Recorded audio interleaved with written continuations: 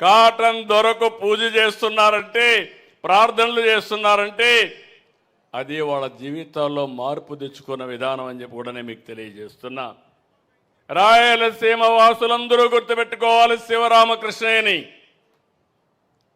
కృష్ణా జిల్లా, గోదావరి జిల్లా వాసులందరూ గుర్తుపెట్టుకోవాలి, దేశం గుర్తుపెట్టుకోవాలి కేఎల్ రావు గారిని.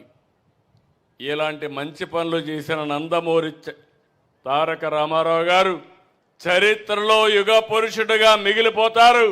చరిత్ర ఉన్నంత వరకు, తెలుగు జాతి ఉన్నంత వరకు వాళ్ళ గుండెల్లో ఉంటారు. 14, 19 68,000 కోట్లు ఖర్చు పెట్టాం. ఓసారి మంచి పని జరిగితే మనం కూడా అప్పుడప్పుడు అభినందించాలి. ఆ రోజు ఇక్కడే ఉమా ఉన్నాడు. ఆ రోజు ఇరిగేషన్ మినిస్టర్గా ఉండి ఈ పనులన్నీ చేశాడు. ఈరోజు వసంత ప్రసాద్ గారు దాన్ని ముందుకు తీసుకుపోయే కార్యక్రమంలో చాలా అగ్రెసివ్గా ముందుకు పోయి అభివృద్ధి కార్యక్రమాలు చేస్తున్నారు.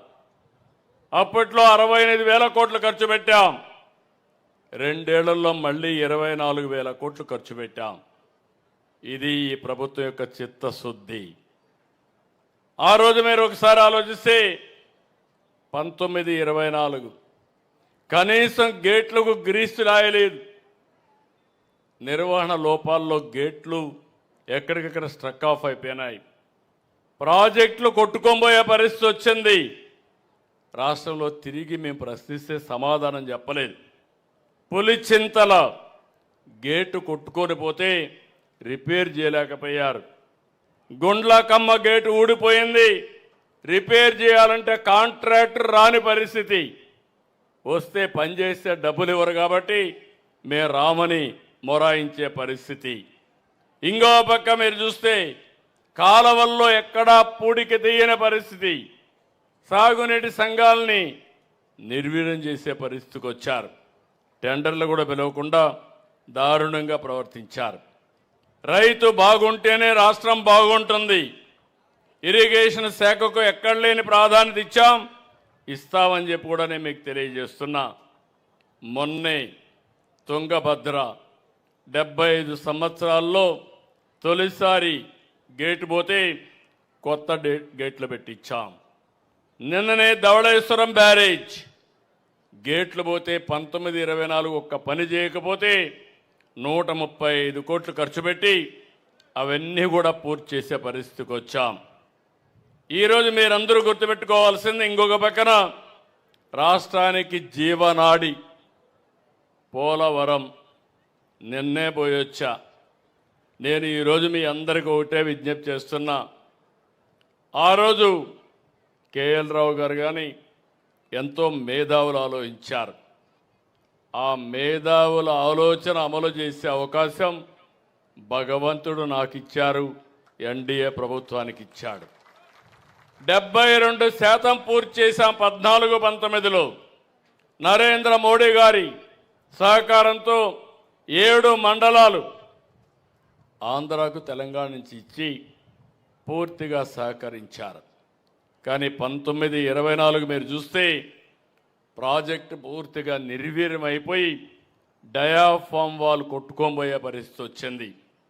ఒక వ్యక్తికి ప్రాధాన్యతలు ఉండొచ్చు, కానీ అతి ముఖ్యమైన ప్రాజెక్టుల పట్ల నిర్లక్ష్యం చూపేయడం దేశ ద్రోహమే అవుతుంది, రాష్ట్ర ద్రోహమే అవుతుంది. రాష్ట్ర రైతాంగానికి తీవ్రమైన అన్యాయం జరిగింది. ఆ రోజు నేను సోమవారాన్ని పోలవరం చేసుకొని పనిచేశాను. ఎప్పటికప్పుడు సమీక్షలు చేశాను. ఈరోజు మీ అందరినీ ఒకటి విజ్ఞప్తి చేస్తున్నా. ఇప్పటికే 37 సార్లు పోలవరానికి వెళ్ళాను, ఫిజికల్గా వెళ్ళాను. 137 సార్లు వర్చువల్గా సమీక్షించాను. ఈ రోజుటికి 89% పనులు పూర్తి చేశాం, అందరికీ సహాయం చేశాం. నిర్వాసితులందరూ కూడా హ్యాపీగా ఉన్నారు.